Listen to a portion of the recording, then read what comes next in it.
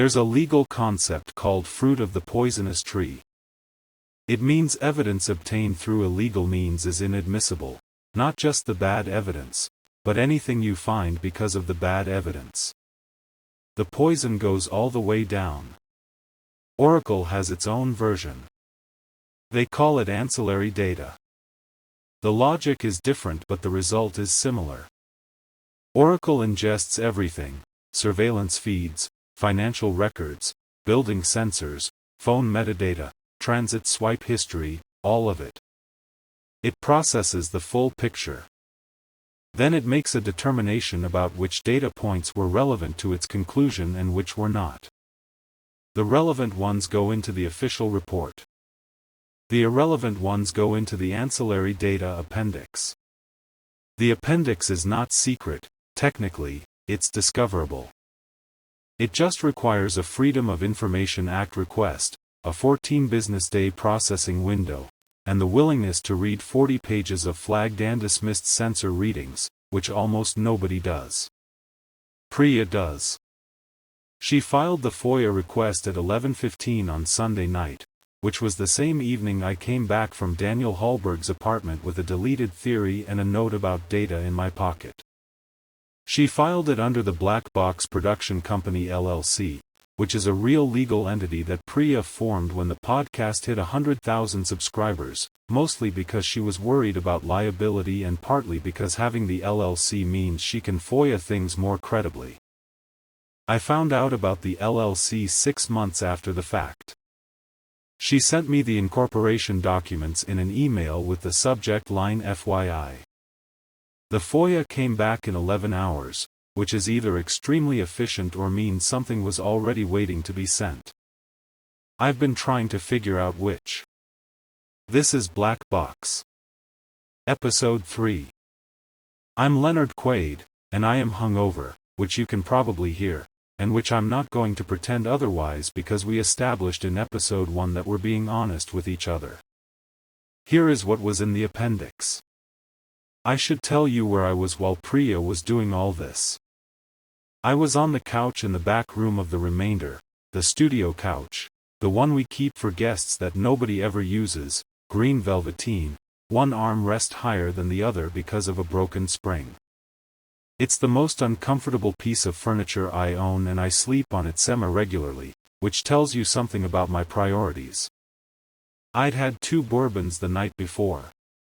2 actual measured bourbons, poured by Sal, which means they were conservative and responsible, and then I'd had a third that I poured myself from the bottle I keep in the studio desk, which was neither. Sal doesn't know about the bottle in the desk. Or possibly he does and has decided to let me have the illusion of privacy, which would be entirely in character. Sal has a gift for knowing which of your delusions to disturb and which to leave intact. The headache was persistent and structural, the kind that lives behind the left eye and pulses in time with your heartbeat. I was drinking water from a pint glass and staring at the ceiling and trying not to replay the apartment.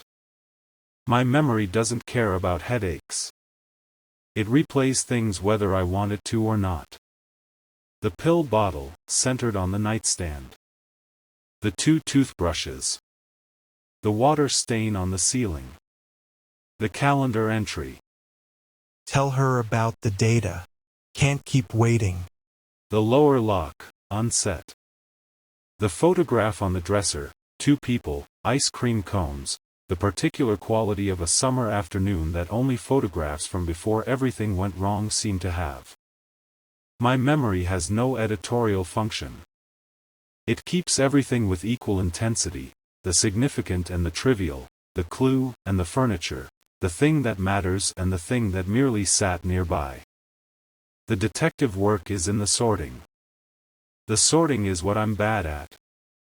Priya, by contrast, has excellent editorial instincts and zero sentimentality, which makes her very good at sorting things. She is also 26 years old and runs on approximately half the sleep a person of her energy output should require, and she had been awake since 5 a.m. looking at Oracle data, which meant that by the time I was on the couch at 9 she had already built a working picture of what the ancillary appendix contained. She let me drink about half the pint glass of water before she started talking. 14 items, She said. She was at her laptop, which was open on the desk facing the Polaroid wall, which now had Daniel's photo at the center, connected by a web of red string to various other printed items, the calendar page, a Google Maps screenshot of West 72nd, a timeline running left to right across the bottom. Priya works in physical artifacts as well as digital ones. She says it helps her think in a way she can't replicate on a screen. I think it's partly because it makes the studio look like a proper investigation, and Priya has a healthy appreciation for the visual language of credibility. Oracle flagged 14 data points as ancillary. She continued. I made a list. Okay, do you want me to read them? Summary. She tapped her pencil on the desk, her thinking tap, 4 beats, irregular. Mostly what you'd expect. Building sensor logs showing normal occupancy patterns. Transit card data. One health app sync from his phone, showing elevated resting heart rate for 3 days before his death. Oracle flagged it as medically consistent with anxiety in the context of self-harm ideation. 2 text messages from unidentified contacts that Oracle deemed not substantively relevant. Text messages. I know. Oracle decided they weren't relevant. They're in the appendix, but the content is redacted. She looked up. I've filed a secondary request for the unredacted versions. That'll take longer. What else? She held up her phone and read from a notes document.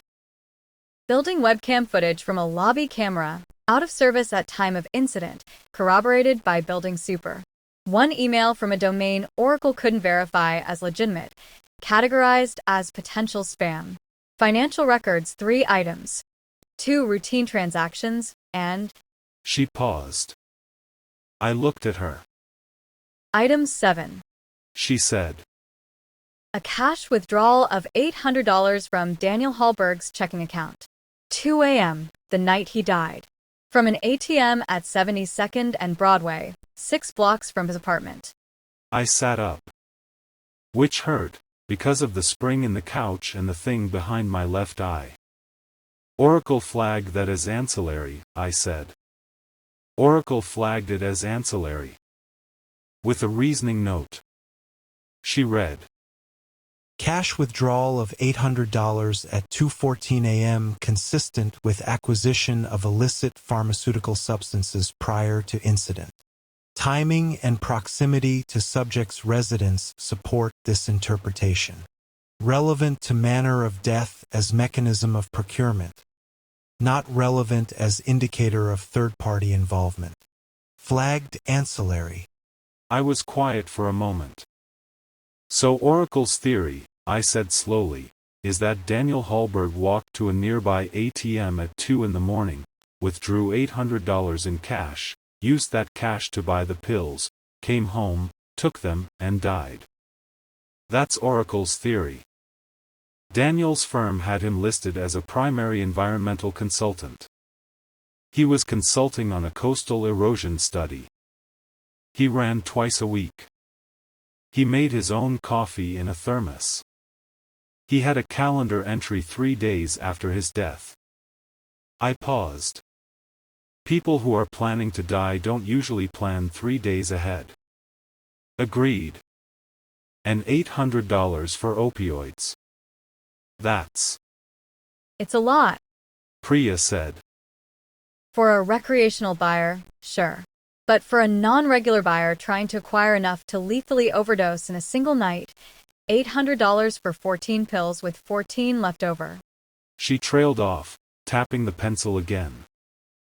14 pills. The bottle was 14 pills short. Hydrocodone 5325, so 5 milligrams of opioid per pill. That's 70 milligrams total, plus whatever acetaminophen is in there, which is more of a liver concern.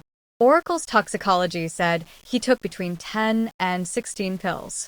So let's say 12. That's 60 milligrams of hydrocodone, which is enough to kill someone without a tolerance. Enough to kill someone without a tolerance. But not a lot of pills. You'd pay maybe $3 to $5 a pill on the street, optimistically. Maybe 8 to 12 if you don't know what you're doing. A 12-pill purchase. At worst, $150. I stared at the ceiling. He took out $800, I said. Oracle's explanation is that street drug markets are variable and unpredictable. Priya said, reading from the appendix. And the subject may have paid a significant premium to a new or unfamiliar supplier. This is consistent with the absence of any prior drug purchase history in the subject's financial records. Consistent with. Not supported by. Oracle rarely uses the phrase, not supported by. Priya set down her phone. Here's my question. If the data is irrelevant, and maybe it is, I'm not saying Oracle's wrong about the relevance. Why publish it at all? The Ancillary appendix exists. Someone at Crest Analytics decided it should exist. Why? I thought about this. It was a good question, the kind of question that sounds simple and isn't. Legal protection, I said. You publish the rejected data because if someone ever challenges your verdict, you can show your work. Here's everything I looked at. Here's why I disregarded it. The appendix is a liability shield. And a transparency theater. She nodded slowly. They're not hiding that they had this data. They're making it technically accessible while making it practically invisible. 40-page appendix, FOIA required, 14 business day window, which you got in 11 hours. She looked at me steadily. Which I got in 11 hours. I thought about that too. I didn't say what I was thinking, which was, why was it ready? Why did the response come back in 11 hours when the standard window is 14 days? I added it to the list of things that might mean nothing and might mean everything. The ATM was at the corner of 72nd and Broadway. I know this because Priya described it, and I know the corner. I've been to that neighborhood enough times over 12 years of working cases that it has a texture in my memory. The subway entrance at the southeast corner, the all-night pharmacy on the northwest, the ATM and the glass vestibule of the bank on the northeast, lit from inside with fluorescent chill even at 2 in the morning. Priya had contacted the bank through an email she'd sent before I woke up, using the black box production email and a carefully worded request citing journalistic interest in a matter of public concern related to an AI adjudication case.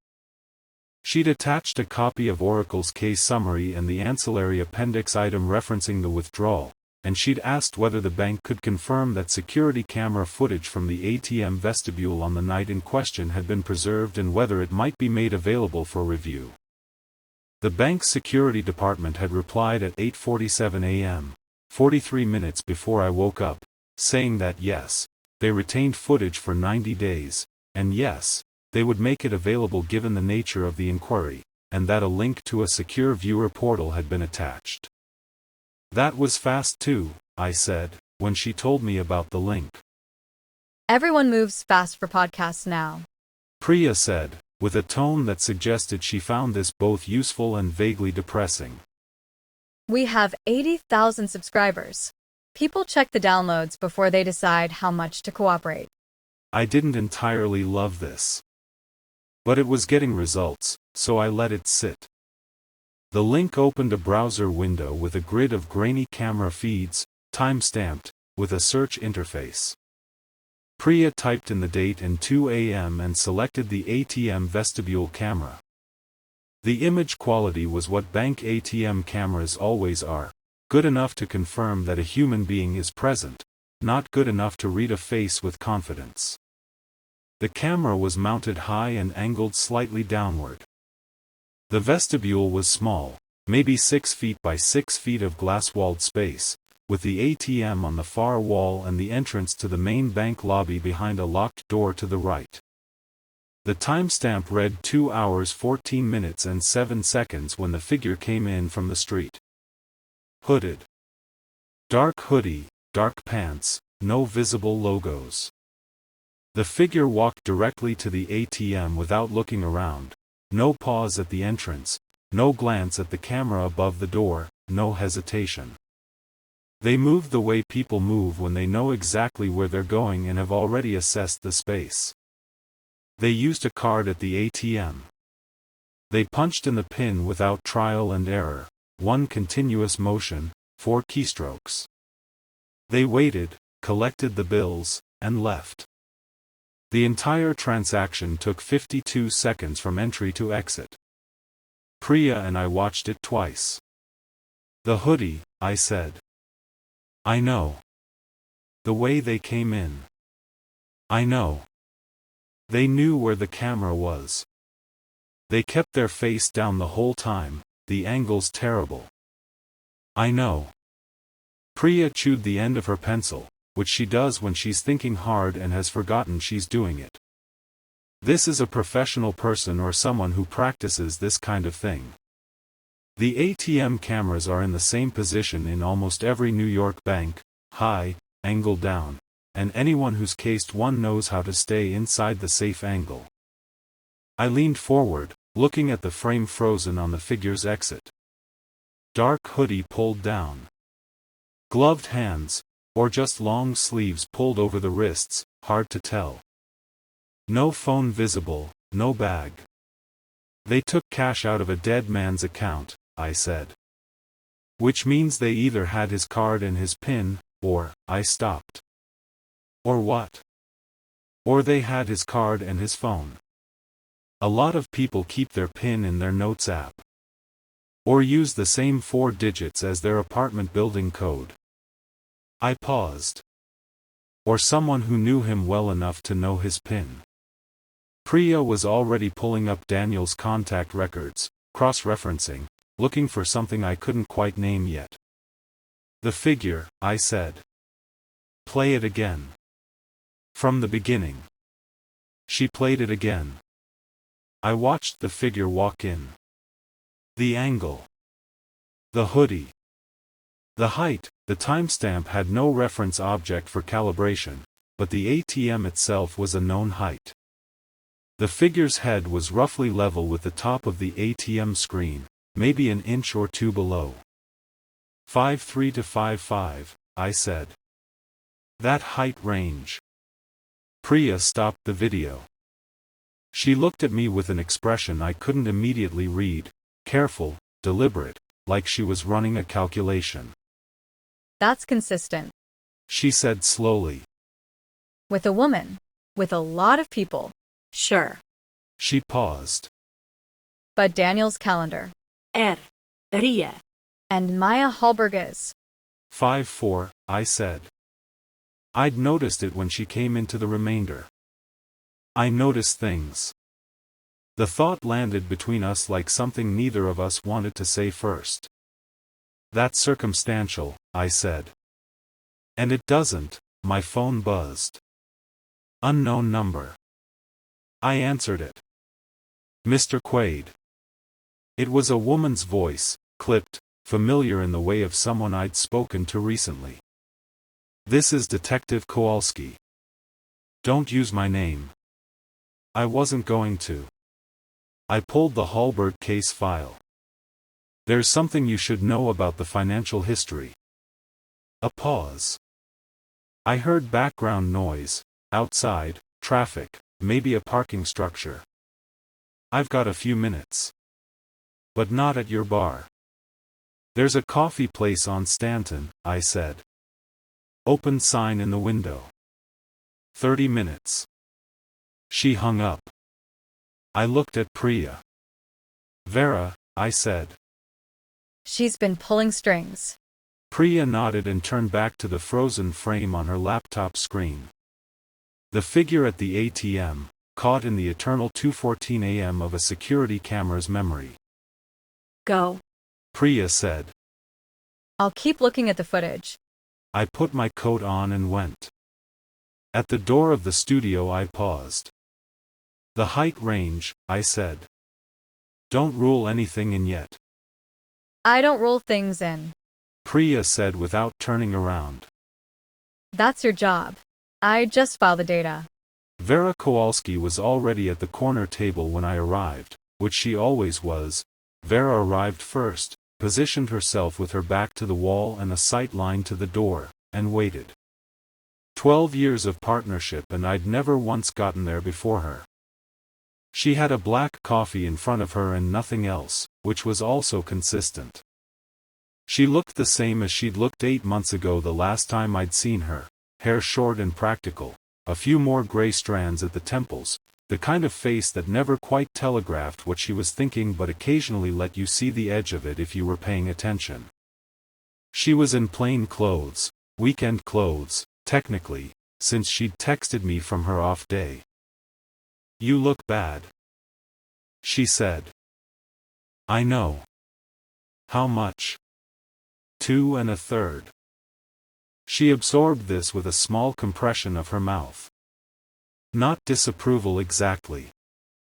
More like the specific tiredness of someone who has watched a person they respect make a particular mistake enough times that the emotion has curdled into something less reactive. "The Halberg file," she said, and slid a folded printout across the table. "I'm not supposed to have that. You definitely shouldn't be reading it." I unfolded it and read it. It was a financial summary, Daniel Halberg's primary checking account, the last 6 months. Regular deposits, direct payroll from Kenmore Environmental LLC, bi-weekly.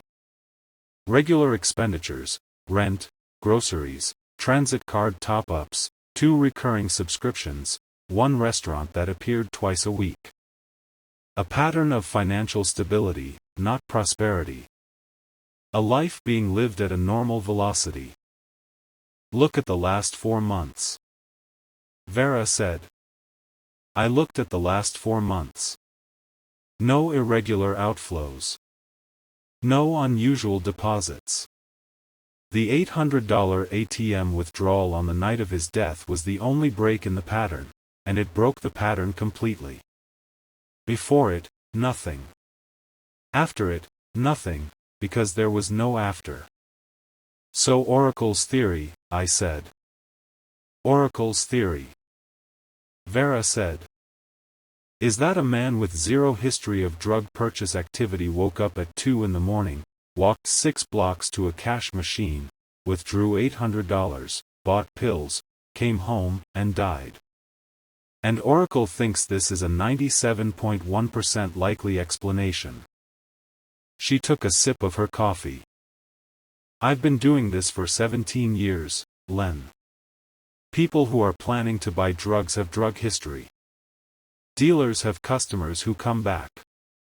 This was a one-time transaction. Which Oracle found and disregarded. Which Oracle found and filed as ancillary." She paused. "The thing that got flagged, I'm not supposed to tell you this, and I'm not telling you, you understand, is that there was a secondary inquiry from Oracle's internal review queue on the same case file, filed 3 weeks after the initial verdict." I looked up from the paper. "An internal review," I said. "A QA flag. It means someone inside Crest Analytics looked at the file and asked a follow-up question. The flag was closed without action within 48 hours. Closed how?" Affirmed. "Someone at Crest reviewed the flag, looked at the same data, and said, no, 97.1% stands, we're good here." She set down her coffee. "I don't know who filed the flag or who closed it. I just know the flag existed. Someone inside Oracle had doubted. And been overruled." I gave the printout back to her. She folded it and put it in her jacket pocket. "Be careful," she said. "Always." She looked at me the way she used to look at me when I said something obviously false. "Call me if it turns into something that needs a warrant." "Would you get me a warrant?" "Probably not." She stood up. "But I'd tell you whether you needed one." She left. I finished my coffee and checked my phone. There was a text from Priya. "I have the footage up on the big monitor. Come back." I walked back. The October air was cold and specific, the kind that smells like concrete and the river and other people's cooking. Manhattan in autumn, 2027, the Oracle terminals in the precinct windows, glowing faintly blue, the city processing itself in real time. I walked back and opened the studio door. Priya had the ATM footage frozen on her large monitor, blown up as much as the resolution would allow before it became abstract shapes. The figure at the ATM, 2:14 a.m., the hoodie pulled low. She had added a measurement overlay, a thin horizontal line at ATM screen height, a bracket indicating estimated subject height. She pointed without saying anything. I looked. She had captured a single frame, 2 seconds before the figure left, when they turned slightly to pocket the bills. In that turn, for approximately 1 frame out of 24 frames per second, the hoodie pulled back just slightly from the subject's jawline. The jawline was sharp, angular. There was a small stud earring, or what might have been a small stud earring, in what was visible of the left ear. Priya looked at me over her glasses. Still circumstantial, I said. Very. She said. But. She agreed. She turned back to the monitor and pulled up Daniel's digital calendar again, cross-referencing. I watched her scroll back, past the last 2 months, to the beginning of the R entries. Every other Tuesday, 7 p.m. consistently. Then the shift, the last entry, a meeting, not dinner. Tell her about the data. And below that, in a field I hadn't noticed before, a location tag on the meeting. A specific address. Not a restaurant. Not Daniel's apartment. A building on East 34th Street. I wrote the address down. That building. Priya said quietly. I looked it up. And? She turned her laptop toward me. On the screen was the building's directory page from a commercial real estate listing. The primary tenant, floors 4 through 12, was listed in clean corporate sans serif. Crest Analytics Incorporated. I held the notebook paper with the address and looked at it for a long time. He was going to meet Priya, I said. At Crest Analytics building.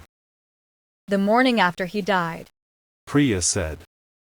She reached forward and pulled up the ATM footage one more time, freezing on that single frame. The partial jawline, the possible earring, the figure who knew exactly where the cameras were. I'm going to run the name Priya. She said. Cross-reference Daniel's contacts, his work networks, his email header data, from what's public. See if I can find a last name. She opened a search interface and began typing. I watched her work for a moment, then put the notebook in my coat pocket and sat down in the recording chair. Item 7, I said, to the microphone, not to Priya. $800, 2 a.m., 6 blocks from his apartment. Oracle decided this didn't matter. And the person who took that money, my phone buzzed. Priya looked up from her laptop. Her face had gone very still. Len. She said. 1 second. Len. Her voice had the particular quality it got when she'd found something that required immediate redirection. I searched for Priya. And? She turned the laptop around. The screen showed 4 different database interfaces side by side: LinkedIn, the state DMV's public records query, a people finder service we subscribed to, and a national property records aggregator. All 4 had returned the same result. 0 matches. No Priya. Not connected to Daniel, not in his industry, not in his zip code, not in any radius she'd searched. She doesn't exist. Priya said. Not in any database. Not anywhere. Not a single record of a woman named Priya who had dinner with Daniel Halberg every other Tuesday for 3 months, whose initial he'd kept on his calendar like she was someone he saw all the time, for whom he'd scheduled a formal meeting at 800 hours on the morning of his death to tell her something about data he couldn't keep waiting. Not anywhere. The ATM footage glowed on the second monitor, frozen on that partial jawline, that possible earring, the 24 frames per second sliver of a person who'd known how to stay out of sight. No Priya. Nowhere.